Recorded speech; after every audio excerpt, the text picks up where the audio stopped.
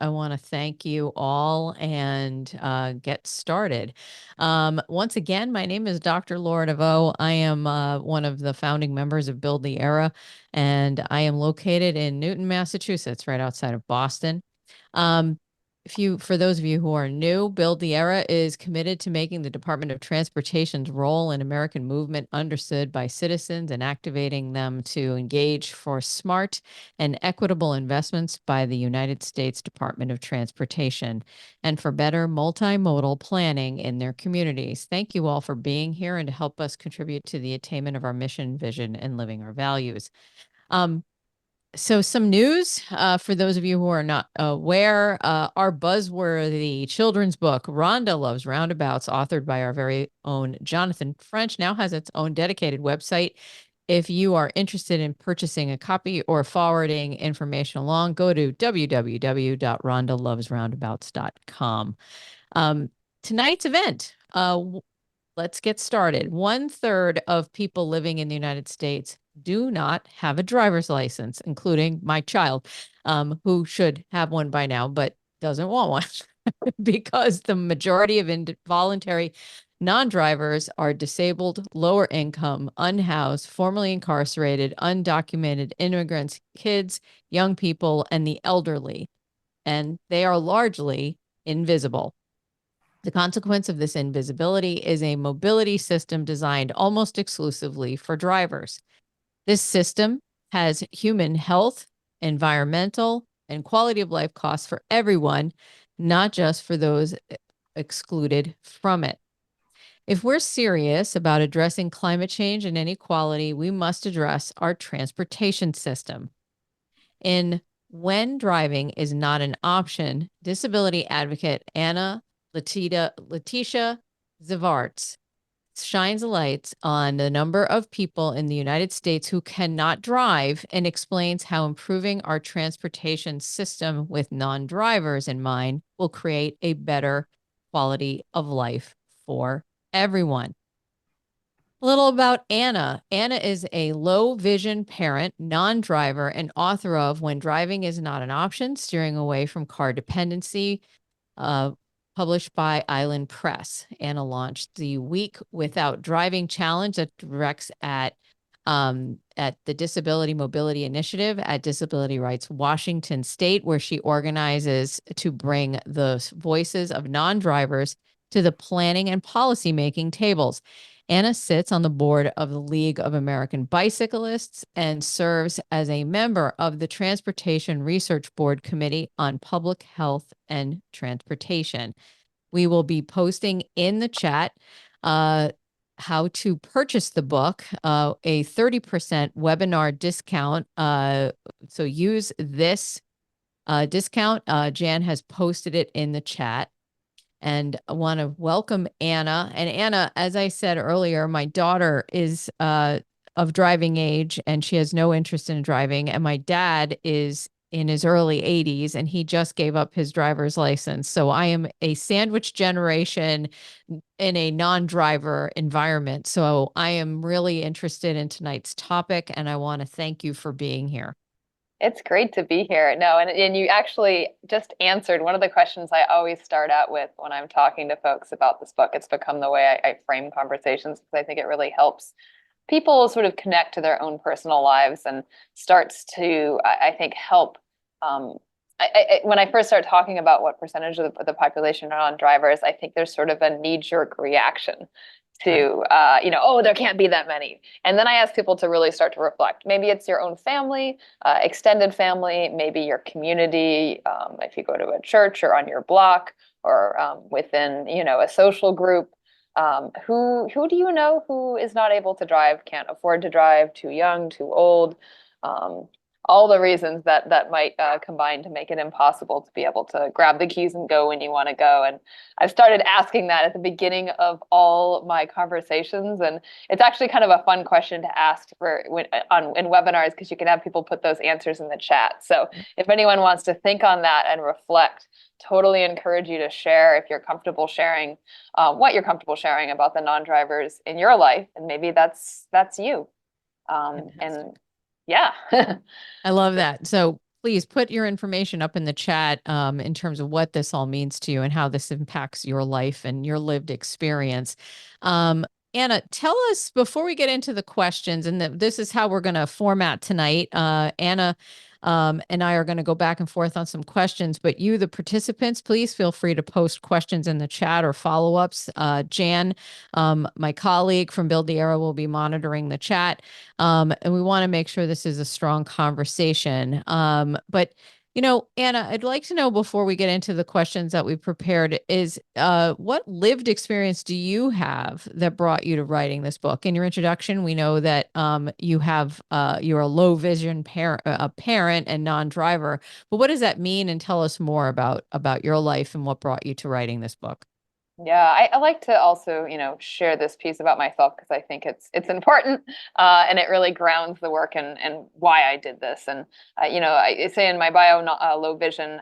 Specifically, I have a condition called nystagmus, which makes my eyes shake all the time. It's a neurological condition that I was born with, and still not really understood terribly well about what causes it and why.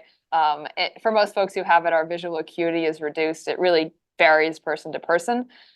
In my case, I do not see well enough to get a driver's license.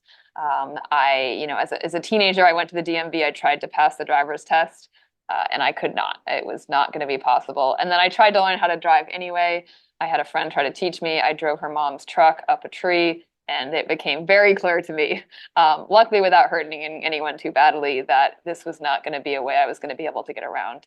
And so, yeah, that's how I came to care about this issue. I grew up in a semi-rural area of Washington State, in an area without bus service, without sidewalks. And so really the only way that I could get around was to ask my parents to drive me. That felt hard as a teenager. I didn't love it. And I really, eagerly moved away to somewhere where there was good transit. I went to school in the Bay Area, and then I moved to New York City, and really enjoyed the freedom of moving around New York City without having to ask for favors all the time. Yeah. So that's how my own sort of connection to this work. Absolutely. And, you bring up some really key points that really align with Build the Era's mission, really about this idea of a multimodal world, where we're really promoting as many opportunities for folks. And we've had other conversations about everything from pedestrian dignity to bike buses, taking kids to school and that sort of thing. So this lines up very much with some past conversations we've had and where we want to go in the future.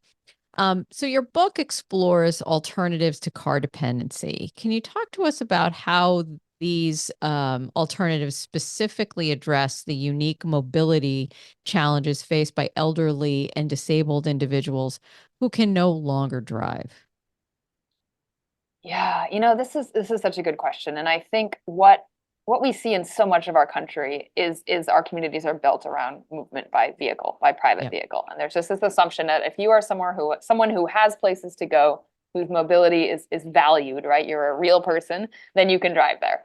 And that excludes so many people. It excludes disabled people. It excludes elderly people. It excludes people who are, children, people who choose not to drive, people who can't afford to drive, people who are undocumented or have a suspended license. Like, we all need to get places too. And so, I think there's also this assumption that even for those of us who can't drive, getting a ride is still going to be the best way for us to get around. And you hear that, I think, a lot in especially from folks who have driven their whole lives and then are perhaps aging out of driving. It's really hard to sort of imagine a universe in which we don't need to drive.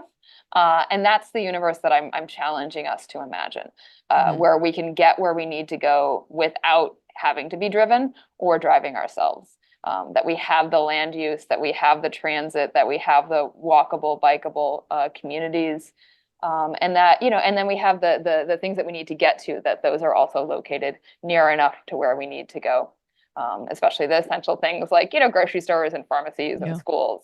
So those are the pieces in my head, what we need to start to change and start to think about. The sort of, it is really a profound transformation of how we organize our communities, away from car dependency, towards this more inclusive future. Yeah. I think, when I think about local government, and as we all live in our municipalities, our local cities, our local towns, et cetera. And, sometimes we don't hear from the communities that are the most isolated. And we're making decisions for people who are the most loud in the community, sometimes not the people who are the more isolated, and that sort of thing. And I'm thinking about, I said earlier, my father, who's in his early 80s, finally gave up his driver's license, turned in the car, sold his truck, the whole nine. And it was a relief for me because I don't think I know he wasn't feeling great driving, and I didn't love the idea of him driving. But we're really fortunate in that my hometown happens to be on a commuter rail line, and he can get to and from major parts of the area by just getting on the train. And he likes to remind me that a senior citizen rate is only $3 a ride. Um, but not everybody lives like that. That idea of that being even in a suburban location that isn't well traveled by public transit, you can really be isolated. And recent studies show that the lack of transportation options can absolutely lead to social isolation and depression, especially among those older adults. People need to have human contact. How can communities better support the mental health and social needs of these non-drivers, in your opinion, as you did your research? Are there some opportunities out there that really are transferable regardless of the type of community? Yeah, I mean, I think the first part is recognizing that asking and relying on rides from your social network doesn't fully meet people's needs, that it comes with an emotional burden. And there are times when all of us don't feel like we can ask someone, even a loved one, even a partner, right, for a ride Right. somewhere. Right. And, you even think about situations of like abuse where when you can't drive and you have no other options except for perhaps someone you're living with, it really limits your ability to, seek help, get out, get a, relationships with other community members. And so, this is it's beyond just, oh, do I feel good, could I go have dinner with a friend, but really connects more deeply into our safety as non-drivers. I think, so first of all, just recognizing that reliance on favors isn't going to work Yeah. for everyone all the time, and so that can't be the solution.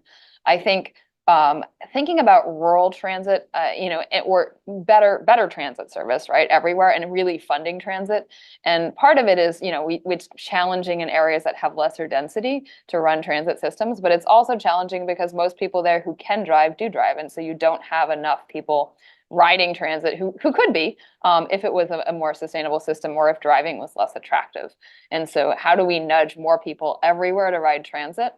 And then even in rural areas, can we provide some sort of transit service, even if it's, just a few times a week, to allow people who may live in an area where they really can't get into a town? I think that's important, and we can do that, and it's not unaffordable in a country as wealthy as ours to offer those services.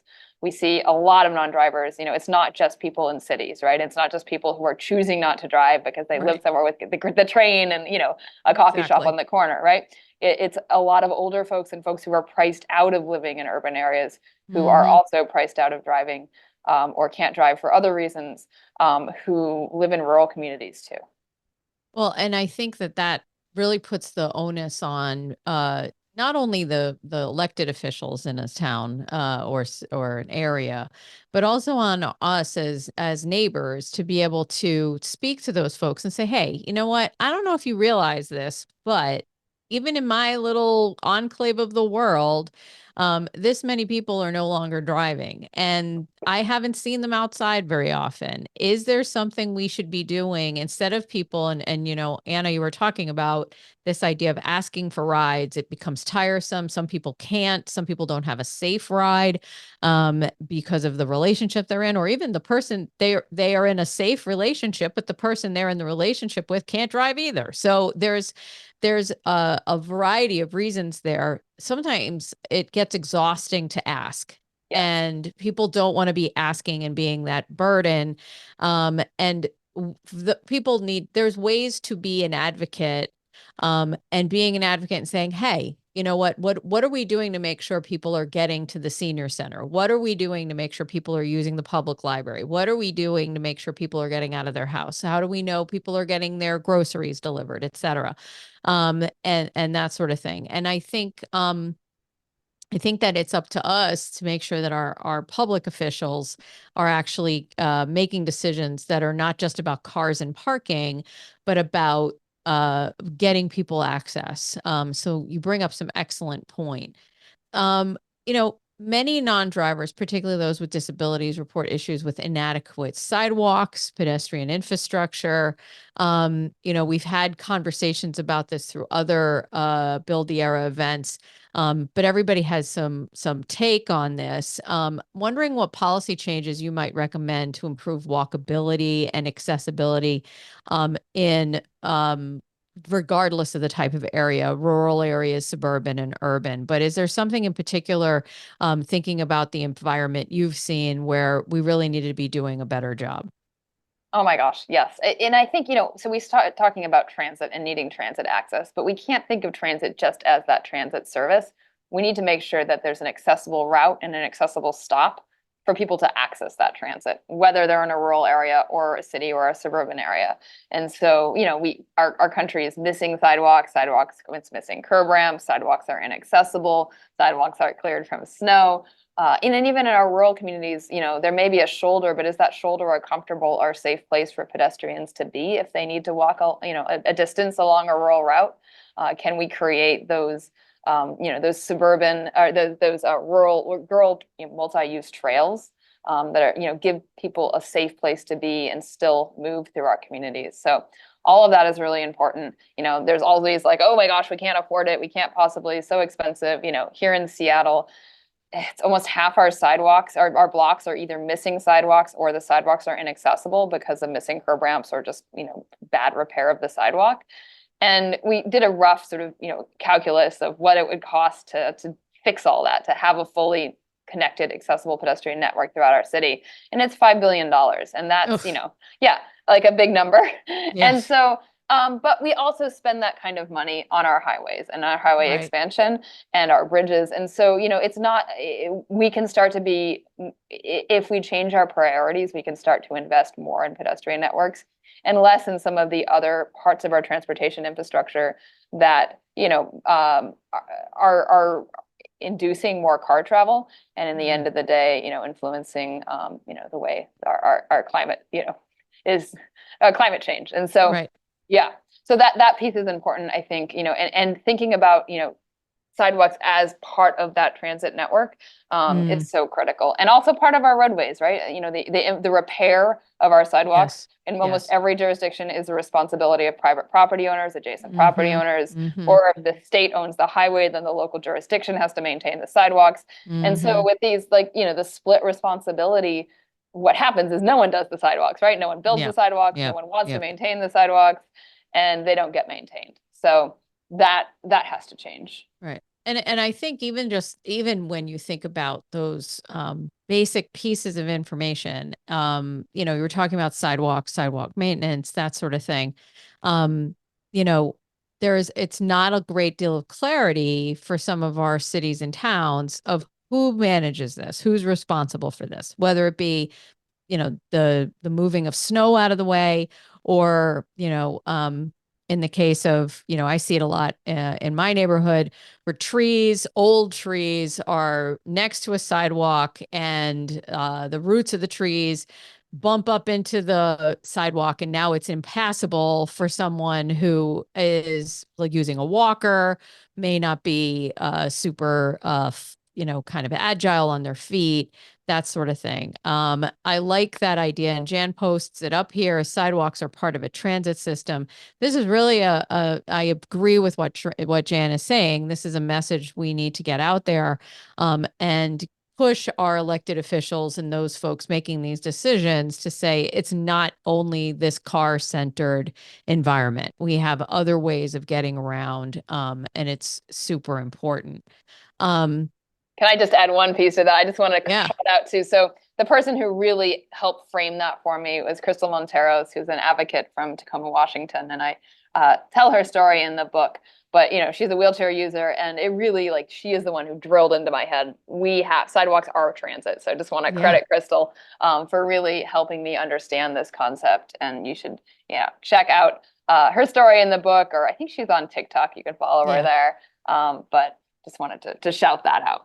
No, thank you. And I will say this too. It's a great read. The book is awesome and it makes sense. It's one of these books when you read it, you're like, okay, I'm getting this at every level. And I loved the stories and the lived experience is an important aspect of this. And I'm gonna sneeze, so I apologize. No Excuse me. worries. Oh, it's that I'm a ragweed girl and we're in the middle uh, of a ragweed season. So there you go. I apologize. Um, you know, we have a couple questions that go into this idea around social status of driver versus non-driver. And I'd like your thoughts on this. In terms of equalizing that social status of driver versus non-driver. We see this I'm going to ask a follow-up question around affordable housing and location of transportation, but I think it actually, it is related. And that when you hear people say, oh, we want to build more, we're having an issue in our city or town around more high density housing. It needs to be near transit. We want people to be able to get around and not have to influx. Everyone uses the excuse of, oh, there's going to be more cars coming because you're building more housing, which is not always the case. And then there's this idea of every time I talk to people about, well, there's not enough parking. There's not enough parking. The driver takes the high road in terms of social status versus mhm. why aren't we talking about the fact that the number of bus runs to this city has gone down in the last 5 years? So the social status of public transit, as well as the sidewalks and bike lanes and things of that nature, are a perk, whereas the driver gets top banana status. What are your thoughts on how do we equalize that? Yeah, I mean, I think there's two pieces that I think about. First is just, I mean, the amount of advertising we have, telling us, selling us daily, right, that car mobility is desirable, right, and is the Right. way that people in this country get around, all kinds of people, and you should want this, right? That's part of it. I think there's the other part of it that we don't talk about as much is the stigma around riding transit and riding buses in particular. And I think we need to be really conscious of that. There's a whole history of integration in our country, and as cities integrated and transit systems were integrated, white people left, right? Right. White people opted out. And I think that you hear that still in so much messaging around, who rides the bus? Is the bus desirable? Oh, I can't ride the bus. It's not safe. Mm-hmm. It's not comfortable. It's not something I want to do as a person who can choose to do things or not do things. And so I think we need to be really, really aware of the messaging around buses, and the Right. messaging around transit, and be actively working to change that. And I guess one thing that I think, working with young people in particular who don't have the option to drive yet, helping them understand that transit is freedom and that the bus isn't scary and the bus is actually your ticket to go where you want to go if you live somewhere with bus service. So that gives me a lot of hope. And that's sort of where because it's really hard to break down some of that structural racism and beliefs around who is served by what systems. So I have one more question and then we're gonna get to Robert's question that's up in the chat. Um I want to talk about housing affordability and location often impact transportation options. And how could urban planning and zoning policies be adjusted to create more livable, walkable communities for non-drivers? What are your thoughts on that? I mean, we need the housing, right? And we need the Right, housing, and it needs to be affordable, and it needs to be near transit. And I was right. actually just in North Carolina yesterday and was taking some pictures on the way to the airport where, like here, you often see a lot of these denser apartment complexes going in, and they're going in areas that are super car dependent, because they're in the exurbs, and that's where land is most affordable. And Mm-hmm. that's such a disservice to people who are already struggling to afford the cost of living. Right. So yeah, I mean but it's really hard to change zoning, and the politics of that are super messy. And the politics of, I live in an area that in Seattle that was historically redlined. A lot of homeowners on my block, and we're facing a big upzone, and it gets really complicated when you start to talk about, what happens when upzones happen to an area and then cause displacement. So Yeah. I think, yeah, this is tricky. And of course, it's the areas that are, that have the least political power that are going to get upzoned, right? Too. Right. Right. And so because the neighbors that are super wealthy can stop those upzones. So Mm-hmm. yeah, I mean, we need more housing, and we need it Yeah. near transit, and we also need a lot more transit. And I Right. think we need to, the other part of that too is just making it less convenient to drive. Mm. And so, especially for folks who live in places where there is good transit and are good sidewalks and are, those options. So that's, And yeah, I think that we've been looking, there's a political shift coming from on high. I mean, when Barack Obama goes into the DNC, and literally one of the first things he talks about is zoning. And I went, "Oh, here we yeah, go." And I see it firsthand where I live. There's a lot of tension around that. But there's also the transit advocates and the zoning advocates are oftentimes, like working together to try to get this going. But I also think that the wonkiness of those two topics becomes this kind of public droning, and people who are trying to say, hey, you know what, I agree, we need more housing, they're not able to keep up with some of the conversations because it gets so wonky. It gets so like policy procedure detail heavy that people start to zone out. So I think there's a piece here, and I think that idea of accessibility can be our lead, can be the thing we talk about from a universal design, from an accessibility piece, and say, you know what, if we're able to build more housing that's not only close to the close to transit, it may also allow for us to meet the needs of folks who require accessible housing and accessible locations. This is actually better for our community. We may be able to get in that direction. I think that moves us to a question that's in the chat from Robert, who says the conversation so far, and perhaps the title of your book, treat not driving as a binary decision or situation. I realize that that may be the case for a disabled person, but it is not true of everyone who would describe themselves at any given moment as unable to drive. Like nearly everything in life, inability to drive is a spectrum. Does your book explore that spectrum? it does. Yes. I mean, and there's a whole chapter on sort of who are non-drivers and those experiences. And yes, it is. There's a continuum of experiences, right? And there's a continuum of reasons and intersecting reasons. You could have a disability that could make it perhaps difficult to drive on certain days. You could have a disability that could make it difficult to have a job, and therefore you can't afford a car, or difficult to have a job that's well and paying enough to afford a car that's wheelchair accessible. And if you had a wheelchair accessible car, you could drive, but so there's all kinds of nuances here. And I think this idea of who chooses or doesn't choose to have a car, or multiple cars in a household, is also super nuanced, right? Because a lot of younger folks who are are choosing to live in cities and not have a car, and instead that money is going towards higher rents, right? And so is it a choice not to have a car? They couldn't afford it because they're paying these higher rents. And so this idea of choice and not choice non-drivers, and not driving and driving, it is all a continuum. But I think what the book really tries to emphasize is that there are people with less choices. And those are the voices that I try to center the most in this conversation, because I think those are the stories that we hear the least, Mm. and are important for us to understand when we're making decisions. Because if we can figure out solutions that work for people who have the least choices, it'll work more for all of us. So, And that I like what you're saying about has the least amount of choices. Sometimes people in that world where, you know, you're not at a buffet table where you have every option imaginable.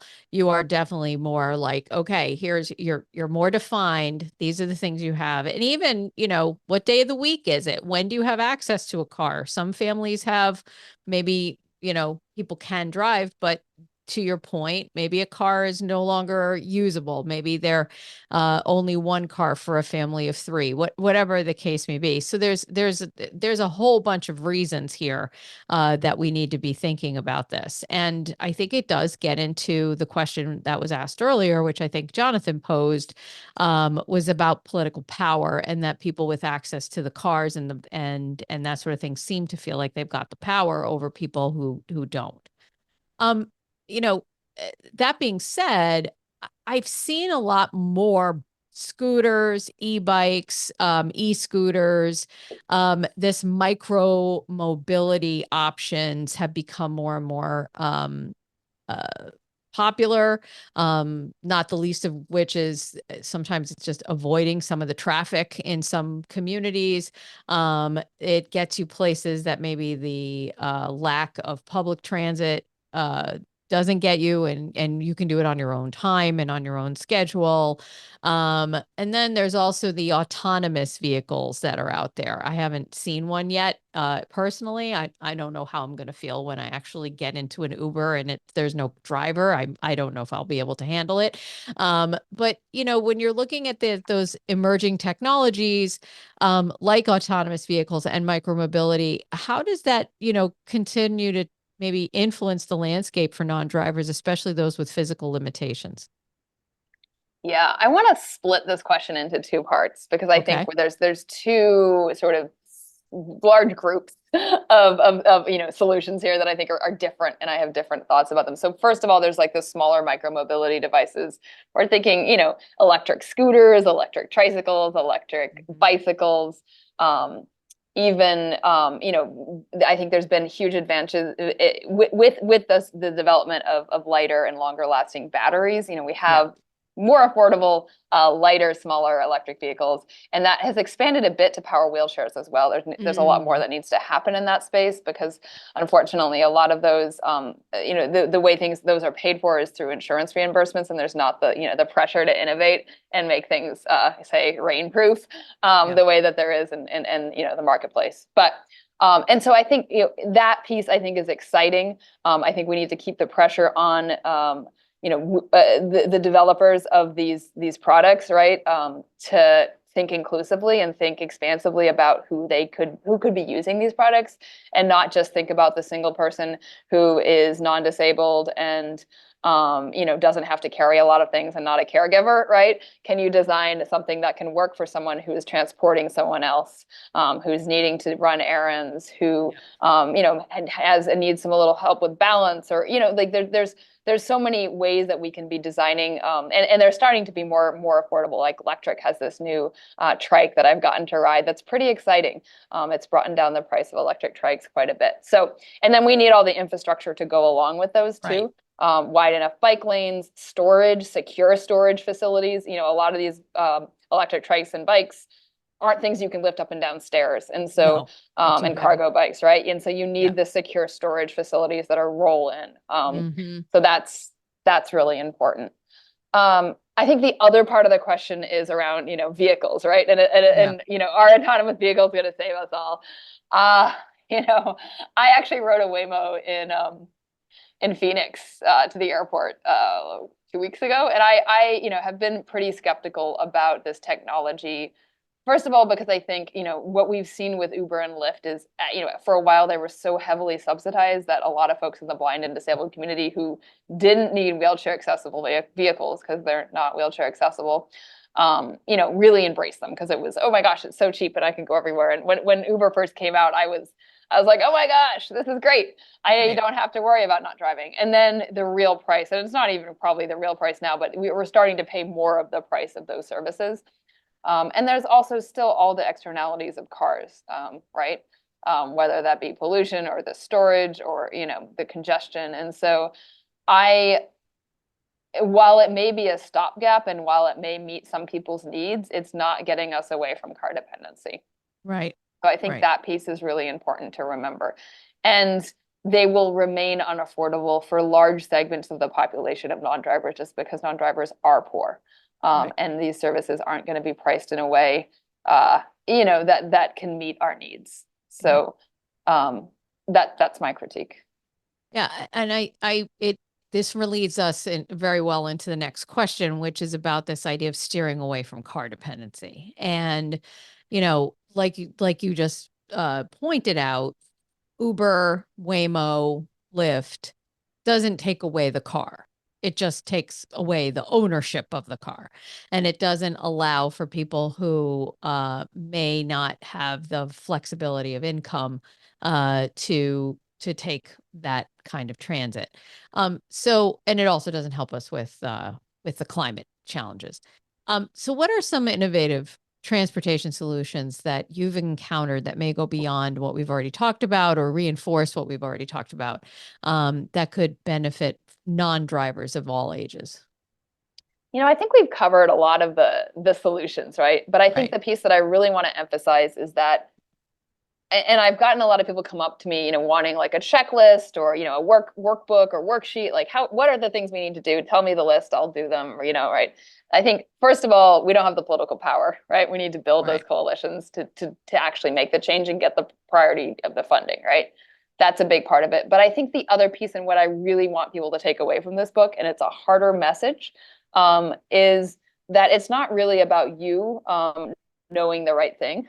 It's about making sure that the people who all are normally not in the rooms and getting to decide these things, the non-drivers, the involuntary non-drivers, Black and brown and disabled and low income and elderly and youth, right? How do we get those folks to be in the rooms where these decisions are getting made, to help develop the solutions? Because they are going to, that's actually going to is going to be the solutions that work best for any particular community. And it's also going to create the sort of, change um, in the structures of who gets to decide things, which I think is really important.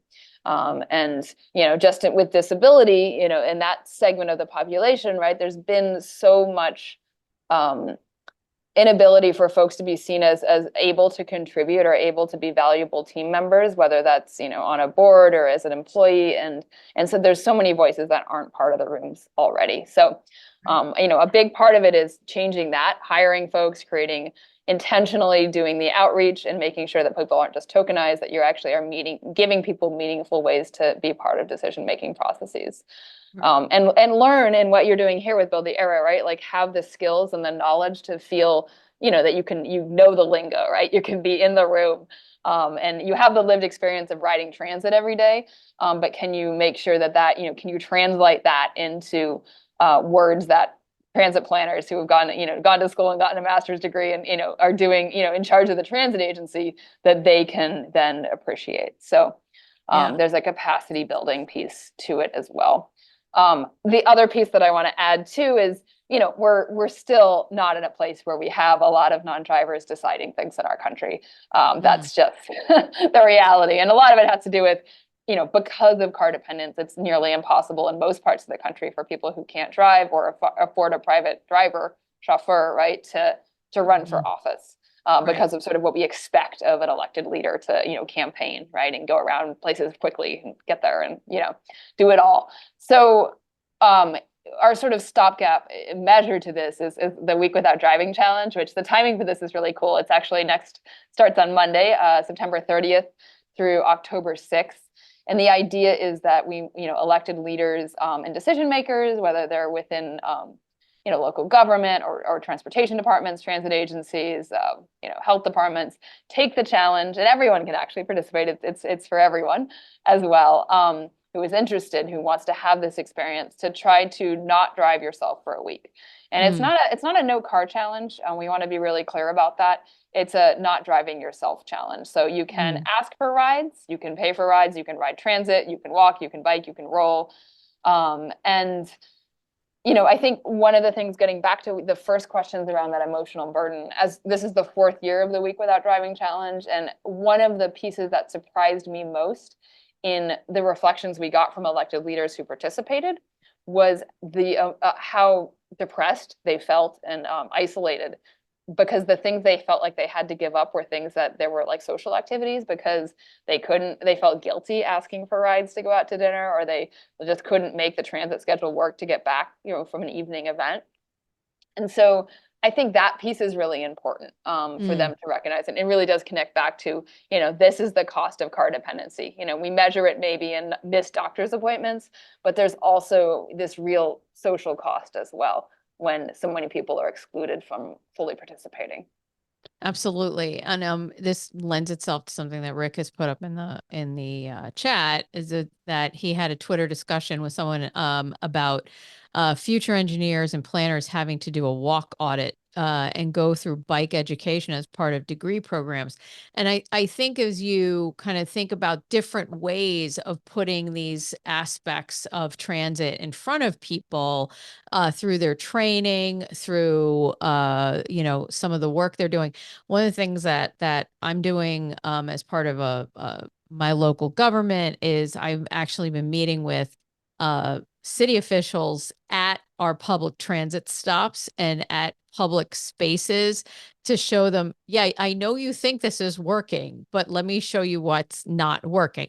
And this all kind of came from, years ago, in college, back in the days that, we were writing on granite slabs, but I mean, this was back a million years ago. And we were doing, and this was, we had a student in a organization that or sorry, in a group project that I was in a class, and he had cerebral palsy, and so he was living in a wheelchair, and he used to be late to class all the time, and he said because there's not enough curb cuts, and I had no idea. This is 1987. I didn't know what a curb cut Mm-hmm. was. And now all of a sudden, he's like, well, let me show you. And so we did a project where we went around campus and counted all the curb cuts and all of the automatic door openers. And back then, that was there weren't that many. Mm-hmm. And, if you actually have someone go through and do an audit of your neighborhood, you will find out a lot of information. And I think, a couple of years ago, we actually did it around Halloween as part of Build the Era. There's a USDOT neighborhood safety audit that you can literally just download off of the website, where you can, show people, hey, I did a walk around of my usual route, and I'm sending this to my city councilor or to my alderman or whatever they're called. And you say, I'm just telling you, it's not well lit. I have no way to get around. I can't, blah, blah, blah. And so you're able to kind of advocate and show people there are tools for advocacy, that you don't have to reinvent the wheel, which I think is absolutely an essential piece before making any different any things. Yes, AARP does have an excellent guidance, and they also give you a really cool lunchbox when you join. And I'm not going to tell you why I know that information. All right, we're coming up on a few more minutes, and I want to make sure that, Anna, is there anything about the book, about this experience in writing the book, that it really kind of is something where you say, this is something that I learned about myself, about maybe even my own biases that came out in the writing process? Gosh, I spent about a year trying to convince my publisher that I could do this because I hadn't written a book before. And so when I got to the writing part, I was just ready to go. I was like, let's do this. Let's get this out in the world. I feel like I've waited. I've really wanted this to be out there. I've wanted the opportunity to talk about some of the work that I'd done in Washington State and other states. And I think, the best part of it for me has been getting to do these conversations with people all over the country and really hearing about so many other non-drivers, whether that be individuals or family members and those experiences, and feeling sort of validated in that, because I think a big part of my own experience growing up was feeling totally isolated and that I was the only person who couldn't drive, Mm, right? yep. And so really hearing that it's not, and then hearing from other people that they perhaps felt that way too, or a lot of folks out there perhaps don't have, like a physical disability, but there's an anxiety or PTSD around driving, and really can't comfortably drive, and haven't felt like there was a place where they could talk about that. And having some of those conversations in the context of the book have been really, really, affirming for me, and I think helpful for other people to feel less alone and feel like, that it's not, that it's it there, that there's so much messaging around driving as independence, and so you sort of start to internalize, okay, there's something wrong with me because I can't drive, right? And so to challenge that narrative, I think, is important. Mm. I, you know, I appreciate that, and I think, and good for you for like pushing your publisher to say, yeah, I think I can do this, and I'm going to keep beating this drum.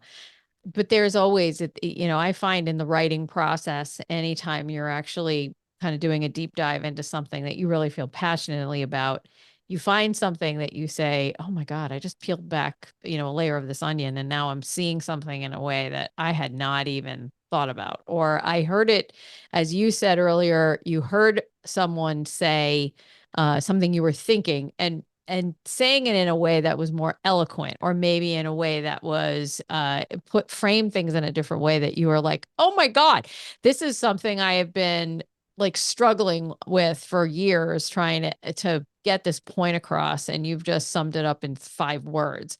It's truly a growth opportunity when you're putting in some kind of work on something you care about so much.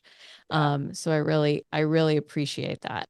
And I want to make sure if there's anything else that the crowd wants to have. We have a nice community here that has put forth some good questions.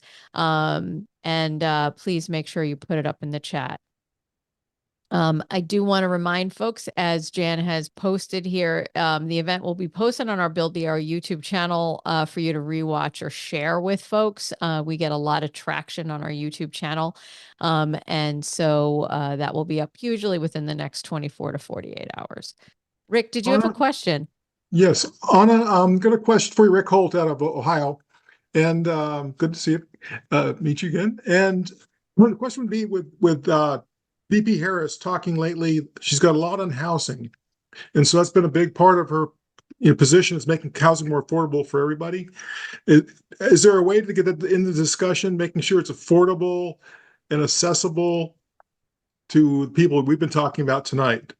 I mean, because having more housing is great, having, improving your housing stock, but if it's not in the places where people can get access to transportation they need, then that's the problem. That is, yeah. I don't know enough about her housing platform, and I haven't been following closely enough to be able to speak Okay. to that. I hope it's part of the conversation. I know she has folks working with her on disability issues, and so yeah, Okay. I hope it's there. But I can't speak to that piece.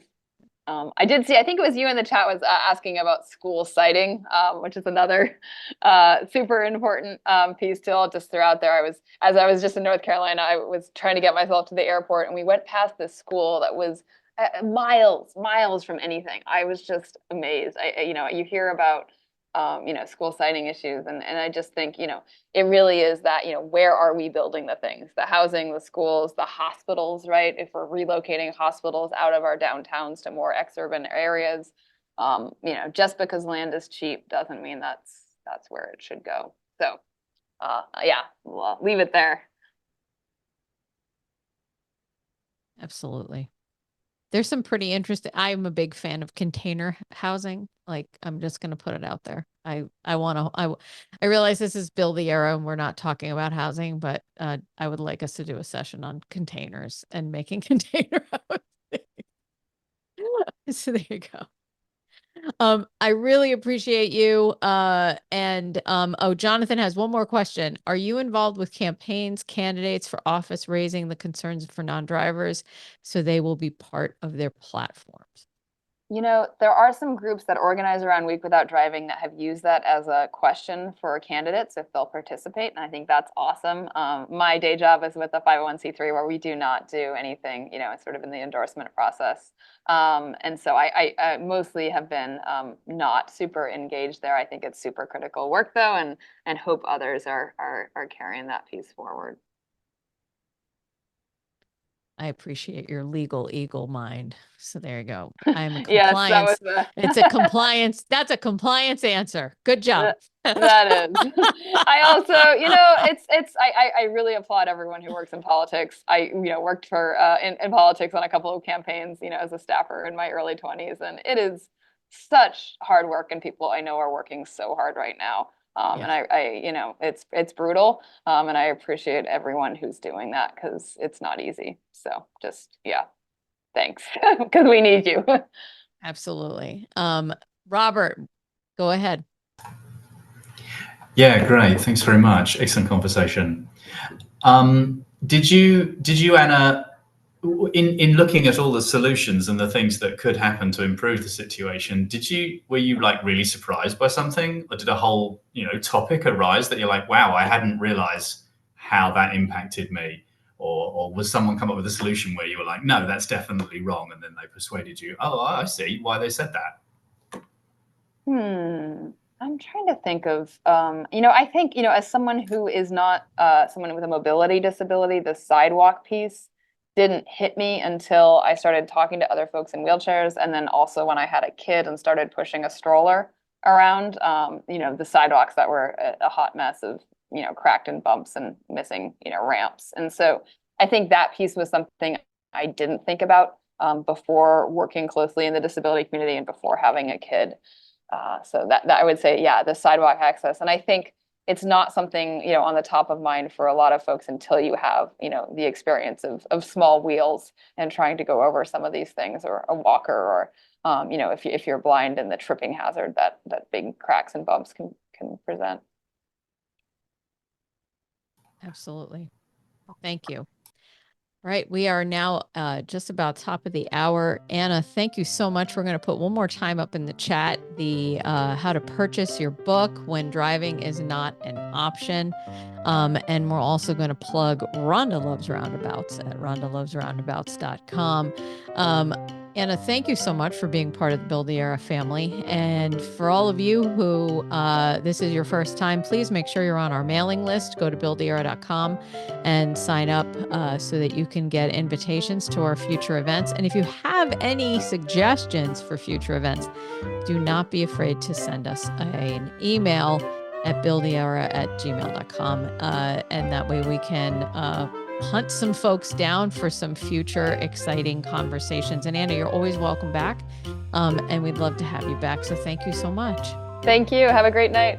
Take care, everyone. Thanks, everybody.